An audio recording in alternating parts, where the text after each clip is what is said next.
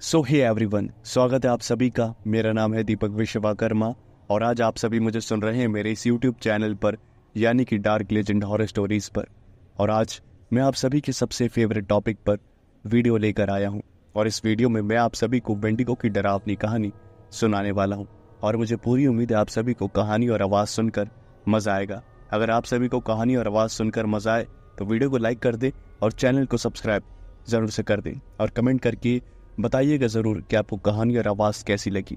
और मैंने second channel पर भी एक वीडियो अपलोड करी है, उसे ज़रूर से सुन लेना, आपको वो वीडियो भी सुनने में मज़ा आएगा। जॉन और डेविड दोनों एक दूसरे के काफ़ी पक्के दोस्त थे। वो दोनों साथ ही साथ एक सक्सेसफुल बिजनेसमैन भी थे। उन दोनों का ही बिजनेस बहुत ही ज़्यादा बड़ा था, इसलिए दोनों के पास पैसों की तो कोई कमी नहीं थी। इसलिए हमेशा वो अपने पैसों को इन्वेस्ट करते रहते थे। कभी प्रॉपर्टी खरीदते थे और कभी शेयर मार्केट जैसी चीज़ों में लगाते थे। और धीरे धीरे करके एक शाम जॉन के पास एक कॉल आया, लेकिन वो एक इम्पॉर्टेंट मीटिंग में था, इसलिए वो कॉल अटेंड नहीं कर पाया। जब मीटिंग खत्म हुई तब उसने अपना फ़ोन चेक किया तो कॉल और किसी का नहीं बल्कि डेविड का था। जॉन ने कॉल बैक किया और डेविड ने कहा, हेलो जॉन, अरे भाई फ़ोन क्यों नहीं उठा रहा था? और उसके बाद जॉन ने कहा, अरे मैं एक इम्पॉर्टेंट मीटिंग में था, बता भाई क्या बात है?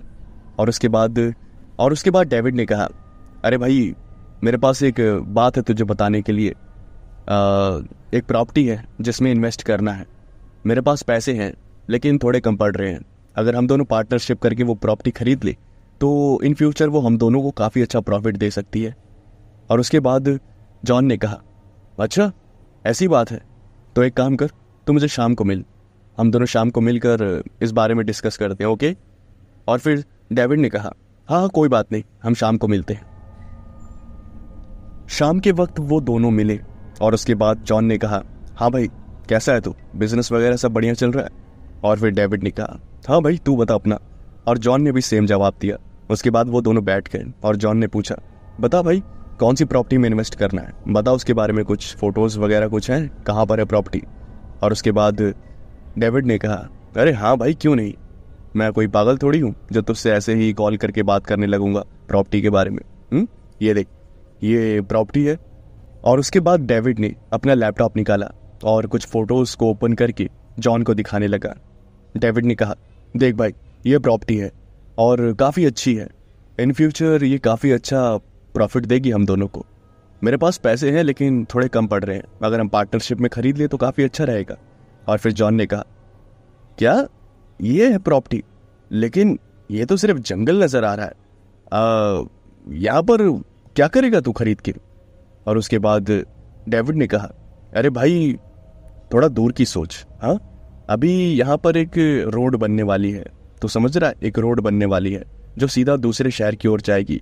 और अगर हम इस ज़मीन को खरीद के इन फ्यूचर इस पर कोई अच्छा सा मतलब रेस्टोरेंट बना दे या कुछ ऐसा करे जिससे हमें अर्निंग हो, तो काफ़ी अच्छा प्रॉफिट हो सकता है, क्योंकि यहाँ बहुत ही ज़्यादा ट्रैफिक आने वाला है। और तुझे तो पता ही है, जहाँ पर ट्रैफिक वहाँ पर कस्टमर्स, और जहाँ पर कस्टमर्स वहाँ तो पैसा ही पैसा।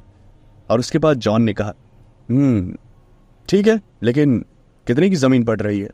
और उसके बाद डेविड ने कहा, ये तकरीबन 20 करोड़ की, 10 करोड़ मेरे पास है और 10 करोड़ तू लगा दे। और तू चिंता मत कर, मेरी बात मान ले, मैं तुझे नुकसान नहीं होने दूंगा। और उसके बाद जॉन ने कहा, 10 करोड़ बहुत मोटी रकम है, लेकिन तू अपना दोस्त है और कामयाब है, तेरे ऊपर मुझे पूरा यकीन है। ठीक है, डन, खरीद ले इसको, मैं पैसे देता हूँ तुझे। और उसके बाद उनके बीच पैसों की लेन देन हुई और डेविड ने उस जमीन को कुछ ही दिनों में खरीद लिया। कुछ ही दिनों बाद जॉन अपने ऑफिस में बैठा हुआ था और फिर से डेविड का कॉल आया। जॉन ने डेविड का कॉल उठाकर कहा, हाँ भाई बोल, क्या खबर है? और फिर डेविड ने कहा, भाई मैंने ज़मीन खरीद ली है। और उसके बाद जॉन ने कहा, क्या बात है, मज़ा आ गया, अब क्या करना है, कब से उसके ऊपर काम करेंगे? और उसके बाद डेविड ने कहा, भाई अभी तो मुझे लगता है थोड़ा टाइम लगेगा, एक काम करते हैं, सबसे पहले ना उस ज़मीन पर एक बार देख कर आते हैं। मैंने देखा हुआ है और सब कुछ मेरे लिए ओके है, लेकिन मैं एक बार तुझे भी दिखाना चाहता हूँ, क्योंकि पैसे तूने भी लगाए और तेरा पूरा हक है वहाँ की ज़मीन को देखने का और जांच पड़ताल करने का, तो तू एक बार मेरे साथ चल। और उसके बाद जॉन ने कहा, अरे भाई तूने सब कुछ चेकआउट कर लिया ना, तो मुझे कोई ज़रूरत नहीं है वहाँ जाने की, हाँ समझा कर। और फिर डेविड ने कहा, भाई प्लीज़, तू जानता है ना, मुझे पता है कि तू मेरा बहुत अच्छा दोस्त है और तुझे कोई फ़र्क नहीं पड़ता इस बात से, लेकिन प्लीज़ एक बार चलेगा तो काफ़ी मज़ा आएगा, क्योंकि वो जो लोकेशन है वो थोड़ी खूबसूरत भी है, रात के वक्त वहाँ कैंपिंग करने में भी मज़ा आएगा, समझा। और मैं ये काम धाम से बहुत बोर हो चुका हूँ और मैं चाहता हूँ कि थोड़ा हम रिलैक्स हो लें, तो क्या कहता है रात के वक्त चले वहाँ कैंपिंग करने। और उसके बाद जॉन ने कहा, अब मैं समझा तुझे कैंपिंग करनी है, तभी तो तू इतना फोर्स कर रहा है। नहीं नहीं ठीक है भाई, मैं भी बहुत बोर हो गया हूँ काम से, तो चल अब चलते हैं। उन दोनों ने डिसाइड किया कि वो वहां पर जाके कैंपिंग करेंगे। उसके बाद क्या था, उसके बाद उन्होंने एक डेट डिसाइड करी और वो शाम के वक्त उस डेट पर वहां पर पहुंचे। जब वो वहां पर पहुंचे तब उन्हें वहां जंगल के अलावा कुछ नजर नहीं आ रहा था। जॉन ने कहा, अरे भाई यहाँ तो सिर्फ जंगल ही जंगल नजर आ रहा है। और उसके बाद डेविड ने कहा, हाँ अभी फिलहाल तो जंगल ही नजर आएगा भाई, धीरे धीरे सब कुछ यहाँ पर डेवलप होने लगेगा जब रोड बननी शुरू होगी। गवर्नमेंट के लोगों से मेरी बात हो चुकी है और यहाँ पर रोड बनना पक्का है, इसलिए तू चिंता मत कर। चल अंदर चलते हैं, तुझे अंदर के नज़ारे दिखाता हूँ। और उसके बाद वो दोनों जंगल के अंदर जाने लगे। जंगल थोड़ा बहुत खूबसूरत था, लेकिन शाम हो गई थी इसलिए इतना ज़्यादा खूबसूरत लग नहीं रहा था। जैसे जैसे अंधेरा हुआ वैसे वैसे जॉन ने कहा, भाई अंधेरा हो रहा है, कुछ इंतज़ाम वगैरह है। और उसके बाद डेविड ने कहा, क्यों नहीं भाई, इंतज़ाम क्यों नहीं होगा, मैंने तुझे बुलाया है अपने सबसे खास दोस्त को, तो इंतज़ाम तो होगा ही। ये कहकर डेविड ने एक शराब की महंगी सी बोतल निकाली और उसके बाद वहां पर डेविड ने पहले से ही कैंपिंग का पूरा बंदोबस्त कर रखा था। खुले आसमान के नीचे टेंट लगा हुआ था खूबसूरत सा, और साथ ही साथ बॉन फायर भी हो रखा था और एक बारबेक्यू का भी सेटअप पूरा वहां पर लगा हुआ था। और ये सब देख के जॉन ने कहा, क्या बात है मेरे छुपे रुस्तम दोस्त, तूने तो यहाँ पूरा बंदोबस्त कर रखा है। और उसके बाद वो दोनों दारू पीते पीते एक दूसरे से बात करने लगे। डेविड ने कहा, देख भाई मेरे दिमाग में क्या चल रहा है, यहाँ पर हम एक रेस्टोरेंट बना देंगे, ठीक है, इतनी ज़मीन पर काफ़ी अच्छा चलेगा, क्योंकि यहाँ से लोग आएंगे जाएंगे तो खाना पीना तो चाहिए ही। और यहाँ पर हम एक छोटा सा ढाबा खोल लेंगे, वो छोटे से ढाबे में जो मिडिल क्लास और लोअर क्लास के लोग होते हैं वो खा लेंगे, तो वहाँ से भी काफ़ी अच्छा प्रॉफिट जनरेट हो जाएगा। और ये जो बची हुई ज़मीन है ना, मैं सोच रहा हूँ कि डेविड ये सारी चीज़ें बता ही रहा था, तभी जॉन ने कहा, बस कर भाई, ठीक है मैं समझ गया, लेकिन मुझे एक बात बता, ये जो रोड है जो तू कह रहा है यहाँ से होकर जाएगी, वो बनने में कितना टाइम लगेगा, और इन सब चीज़ों का खर्चा क्या होगा। आई मीन ये तो रेस्टोरेंट कह रहा है और ढाबा भी कह रहा है और न जाने कितनी चीज़ें कह रहा है, वो सब बनाने में कितना खर्चा होगा। और उसके बाद डेविड ने कहा, भाई अराउंड 100 करोड़ का खर्चा है, लेकिन तू फिक्र मत कर, हमारे पास 6-7 साल हैं, ये रोड बनने में ऑलमोस्ट 6-7 साल लगेंगे। मेरी गवर्नमेंट से बात हो गई है और मुझे पक्का पता है 6-7 साल तो लगेंगे ही। और उसके बाद जॉन ने कहा, अगर ऐसा है तो ठीक है, मैं तेरे कहने पर पैसे लगाने के लिए तैयार हूँ। और तभी वहां पर एक कुत्ते के भौंकने की आवाज आने लगी और वो कुत्ता भौंकता भौंकता सीधा डेविड के पास आ गया। और डेविड ने कहा, अरे क्या हो गया, तू जाग गया? अरे यार बड़ी जल्दी जाग गया। उसके बाद जॉन ने कहा, अरे भाई ये तेरा कुत्ता है? और उसके बाद डेविड ने कहा, हाँ यार ये मेरा कुत्ता है, एक्चुअली घर पर इसका कोई ख्याल रखने के लिए था नहीं, मेरी वाइफ थोड़ा बाहर गई हुई थी और मैं इसे घर पर अकेला छोड़ना नहीं चाहता था, इसलिए मैं इसे अपने साथ ले आया। और जब ये आया तो इसे काफ़ी नींद आ रही थी, इसलिए अंदर टेंट में सोया हुआ था, अब जाग गया। और उसके बाद जॉन ने कहा, नहीं नहीं ठीक है, लेकिन मुझे बहुत भूख लगी है तो थोड़ा खा लेते हैं अब। उसके बाद डेविड ने कहा, हाँ भाई क्यों नहीं, थोड़ी देर रुक, मैं सारा बंदोबस्त करता हूँ। उसके बाद डेविड ने अच्छा सा अरेंजमेंट किया और वहाँ पर पूरा खाना वगैरह सजा दिया और वो तीनों मिलकर खाने लगे। डेविड का जो डॉग था वो ज़मीन पर बैठकर अपना जो मीट होता वो खा रहा था और वहीं डेविड और जॉन मिलकर अपना डाइनिंग टेबल पर खा रहे थे। खाते खाते उनकी बिजनेस की जो बातें थी वही चल रही थी। तभी अचानक से वो जो डॉग था वो एक अजीब सी चीज़ को सूंघने लगा। उसका जो बिहेवियर था वो बहुत चेंज हो गया। उसके मुंह में जो हड्डी थी जिसे वो चबा रहा था, उसने उस हड्डी को फेंक दिया और वो जंगल की तरफ देखने लगा। तभी अचानक से डेविड की नज़र अपने डॉग पर गई। डेविड ने कहा, क्या हो गया, खाना क्यों बंद कर दिया? और तभी डेविड ने देखा कि उसका जो डॉग था वो बिल्कुल भी शरीर में हरकत नहीं कर रहा था। उसकी जो निगाहें थी वो सिर्फ जंगल की तरफ गड़ी हुई थी, जैसे जंगल में कोई हो। डेविड ने अपने डॉग को थोड़ा सा हिलाया, लेकिन तभी अचानक से वो अपनी पूरी स्पीड में जंगल के अंदर घुस गया। और ये देखकर डेविड बहुत ही ज्यादा घबरा गया। उसने खाना छोड़ा और वो भागता हुआ अपने डॉग के पीछे गया। जॉन ये सब देख रहा था, उसे काफी अजीब लग रहा था। जॉन ने आवाज भी लगाई, लेकिन डेविड ने कोई आवाज नहीं सुनी। वो जैसे ही जंगल में घुसा तो डेविड के चिल्लाने की आवाज आई और जॉन बहुत ही ज्यादा घबरा गया।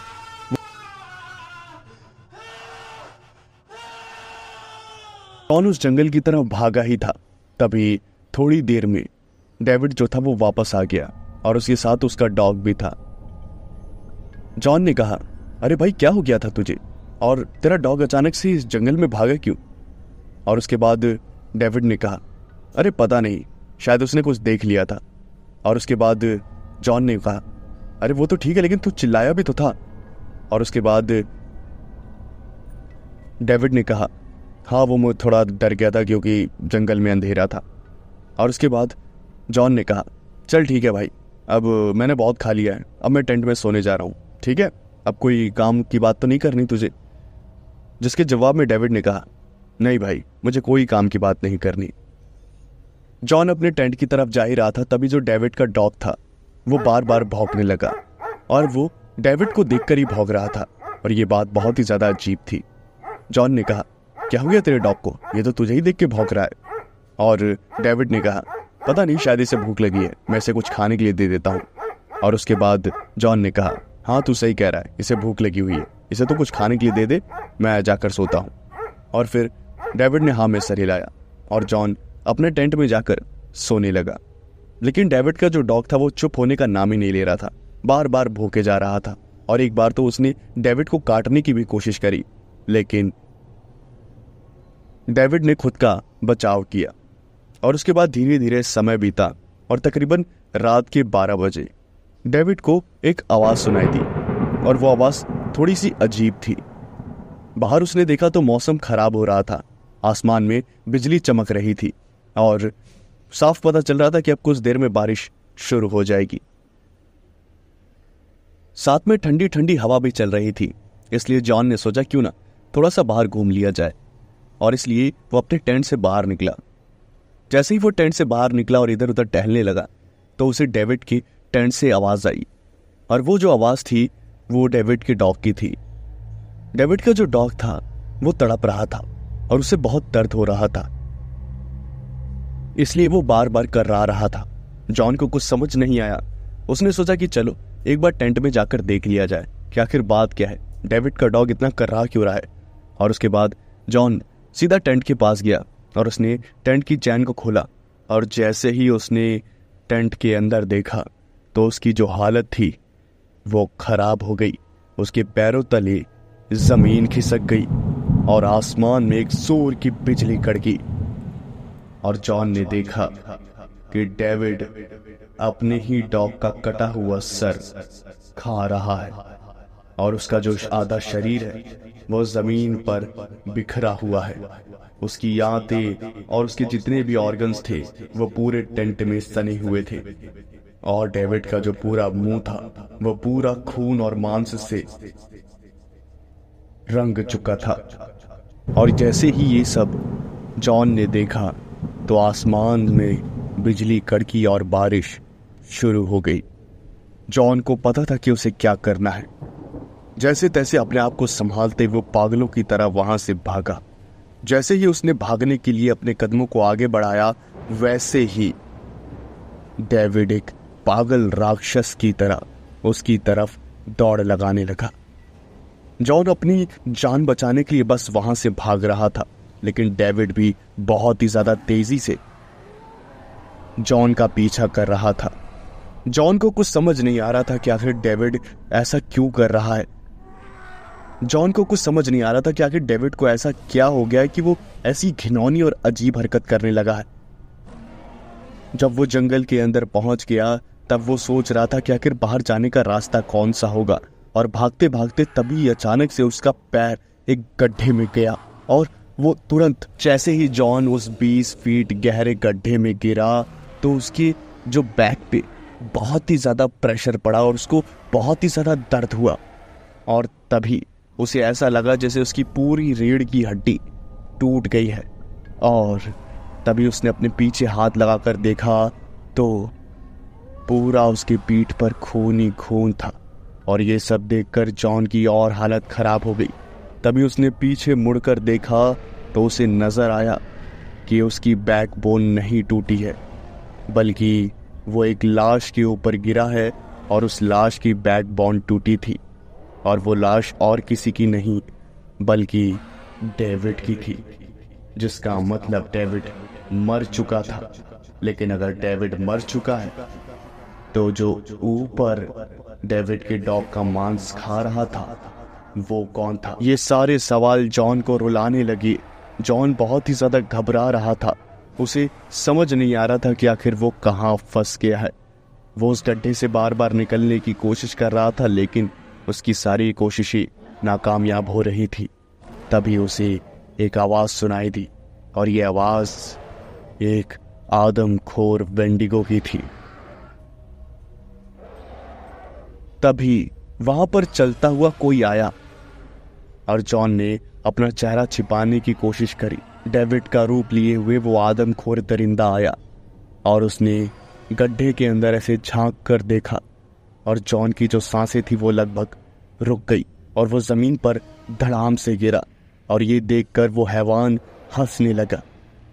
उसने तुरंत उस गड्ढे में छलांग लगाई और उसने तुरंत जॉन को अपने एक हाथ से उठाया और वो उस गड्ढे से एक ही छलांग में फिर से बाहर निकल गया। जब जॉन को होश आया तब उसने देखा कि उसके हाथ पैर बंधे हुए हैं और वो जो आदमखोर है वो सो रहा है। जॉन ने अपने हाथ खोलने की कोशिश करी, लेकिन काफी कोशिशों के बाद भी वो अपने हाथों को खोल नहीं पाया। जैसे तैसे वो घिसड़ता हुआ उस जगह से बाहर निकला। तभी उसे एक आवाज आई और वो जो आवाज थी वो एक शेर की थी। शेर की आवाज को सुनकर जॉन की हालत और भी ज्यादा खराब हो गई और वो तुरंत मरने की एक्टिंग करने लगा। जैसे ही शेर जॉन को सूंघ रहा था वैसे ही उस आदमखोर की आंखें खुल गई और देखते ही देखते उसने अपना जो असली रूप था आदमखोर वेंडिगो का वो ले लिया। उसके सर से 2 बड़ी बड़ी सींगें निकल गई और उसका जो शरीर था वो बहुत ही ज्यादा पतला हो गया। उसके मुंह से लार टपकने लगी और वो उस शेर को घूरने लगा।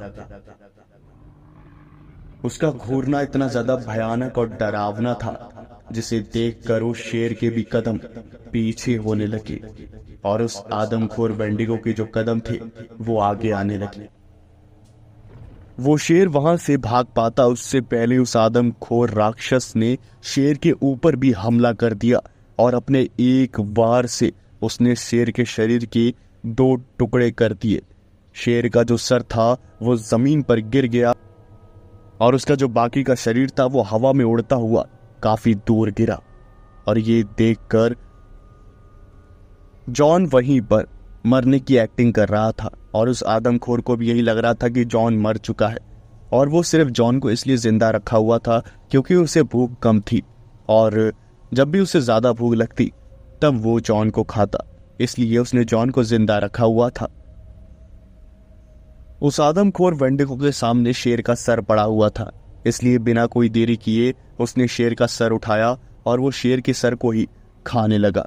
पहले उसने शेर के सर पर जितने भी मौजूद होते हैं बाल उन्हें उखाड़ कर फेंक दिया और बाकी का जो सर था वो एक ही बार में निकल गया।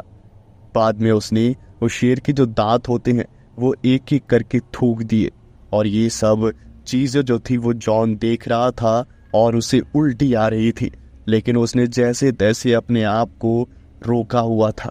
ये सब देखना उसके लिए किसी नरक की सजा से भी ज्यादा भयानक और डरावना था।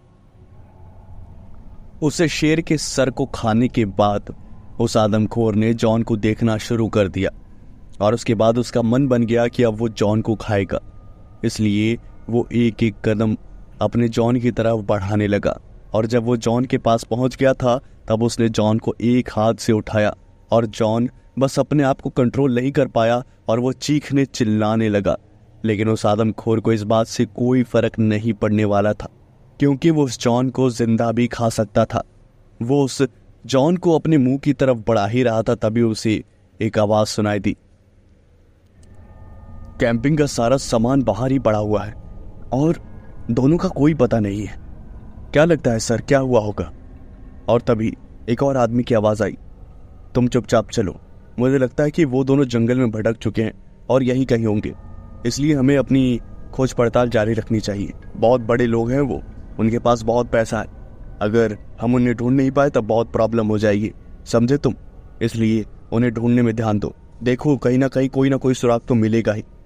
और ये कहते हुए दो जो आदमी थे वो वहां आ गए और उनकी जो नजर थी वो उस आदमखोर वेंडिगो के ऊपर पड़ी। ये देखकर वो दोनों बस देखते ही रह गए। उनकी जो दिल की धड़कनें थी वो मानो रुक सी गई। उनमें से जो एक पुलिस वाला था वो वहां से भागने के लिए मुड़ा ही था, उससे पहले ही एक ही छलांग में उस आदमखोर ने उस पुलिस वाले का जो सर था उसे जमीन पर दे मारा और उस पुलिस वाले के सर के 10 टुकड़े हो गए और वो 10 टुकड़े जमीन पर इधर उधर फैल गए। उस आदमखोर की इस फुर्ती और तेजी को देखकर वो जो पहला ऑफिसर था उसकी जो पैंट थी वो पूरी गीली हो गई और वहां पर पूरा पेशाब फैल गया। उसका जो शरीर था वो पूरा पैरालाइज्ड हो गया था। डर से उसके दिमाग ने काम करना बंद ही कर दिया था। तभी उस आदमखोर वेंडिगो ने उस पुलिस ऑफिसर को भी उठाकर जहां पर उसने सूसू किया था उसी जमीन पर दे मारा और उसका जो पूरा शरीर था वो जमीन में घुस गया और उसकी भी काफी दर्दनाक मौत हो गई।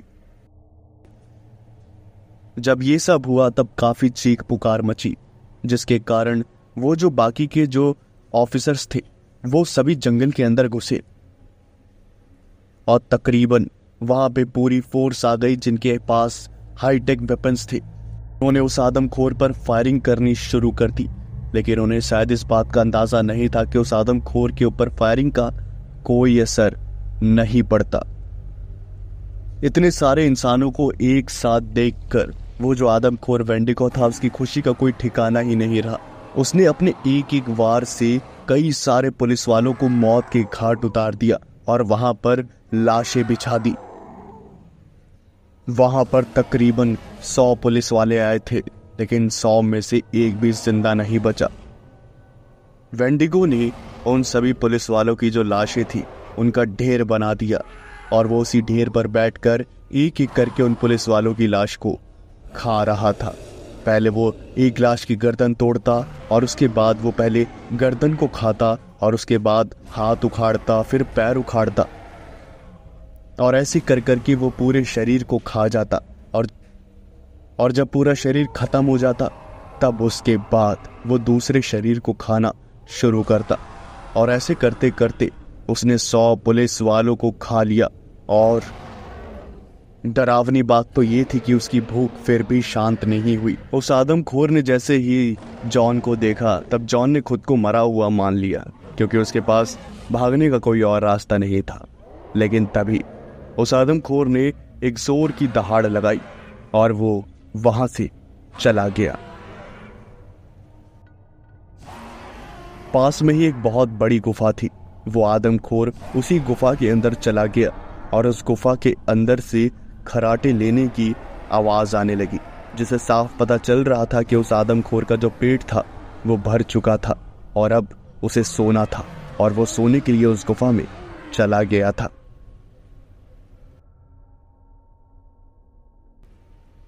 जॉन जो था वो वहीं पर काफी घंटों तक तड़पता रहा। तभी वहां पर और फोर्स आई और उन्होंने वहां का हाल देखा तो उनकी भी हालत खराब हो गई। वहां पर जॉन जो था वो काफी बुरी हालत में था। जॉन को रेस्क्यू किया गया और जब उन फोर्स वालों को पता चला कि वो आदमखोर उस गुफा में है तब उन्होंने अपने हाईटेक वेपन्स के साथ में एक बार फिर से उसे खत्म करने की कोशिश करी और वो जैसे ही गुफा के अंदर घुसे तब उस गुफा में वो आदमखोर वेंडिगो था ही नहीं। तब से लेकर आज तक उस आदमखोर वेंडिगो का कोई पता नहीं चला कि आखिर वो कहाँ गया। लेकिन कई लोग कहते हैं कि वो उसी जंगलों में कहीं ना कहीं छुपकर जरूर रहता है, और जब भी उसे कोई व्यक्ति अकेला दिखता है तब वो बाहर आता है और अपनी भूख को शांत करता है। क्या आप उस जंगल में एक बार जाएंगे? कमेंट करके जरूर बताइएगा। तो ये थी आज की ये आदमखोर वेंडिगो की कहानी। मुझे पूरी उम्मीद है आप सभी को सुनने में मजा आया होगा, और अगर आप सभी को सुनने में मजा आया हो तो वीडियो को लाइक कर दे, चैनल को सब्सक्राइब कर दे। साथ ही साथ मैं सेकंड चैनल पर भी वीडियो डाल रहा हूँ, तो उसे भी जरूर से सुन ले। मैं मिलता हूँ आपसे नेक्स्ट वीडियो में। Thanks for watching.